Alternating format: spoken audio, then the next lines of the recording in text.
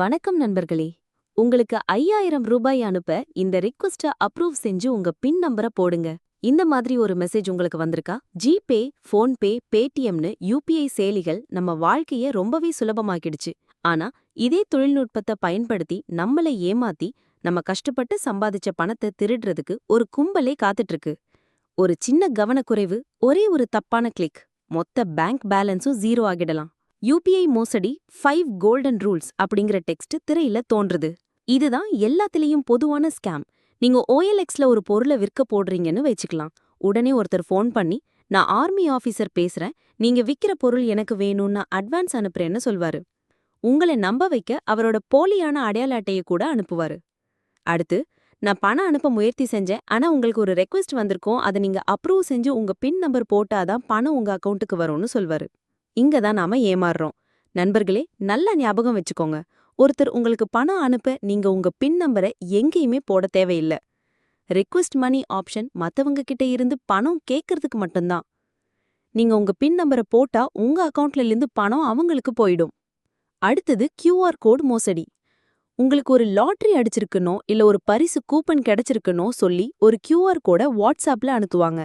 இந்த QR கோட scan செஞ்சா பரிசு பணம் உங்க அக்கவுண்ட்டுக்கு வந்துடும்னு ஆசைய காட்டுவாங்க.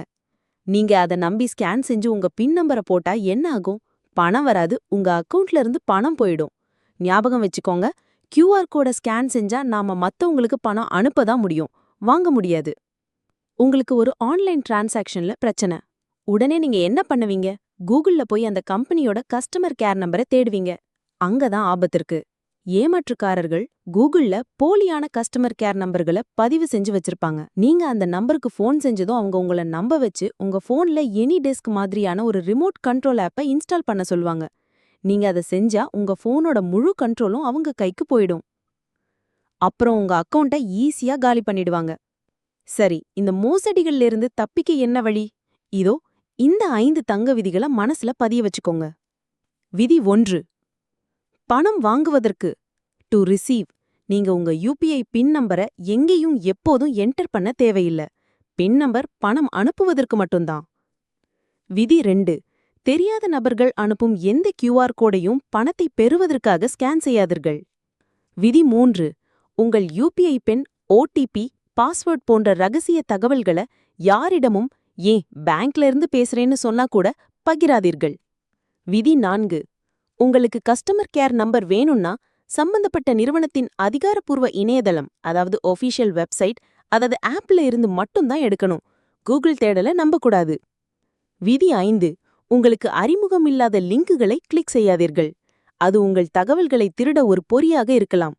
நண்பர்களே, தொழில்நுட்பம் ஒரு கருவிதான். அதை நாம சரியா பயன்படுத்தினா அது வரும். கொஞ்சம் ஏமாந்தா அதுவே சாபம். உஷாரா இருங்க, பாதுகாப்பா இருங்க. இந்த வீடியோ உங்களுக்கு பயனுள்ளதா இருந்தா உடனே உங்க அப்பா, அம்மா, நண்பர்கள், உறவினர்கள்னு எல்லாருக்கும் வாட்ஸ்அப்ல ஷேர் பண்ணுங்க. உங்க ஒரு ஷேர் ஒருத்தரோட கஷ்டப்பட்டு சம்பாதிச்ச பணத்தை காப்பாத்தலாம். மறக்காம லைக் பண்ணுங்க, உங்க சந்தேகங்களை கமெண்ட்ல கேளுங்க.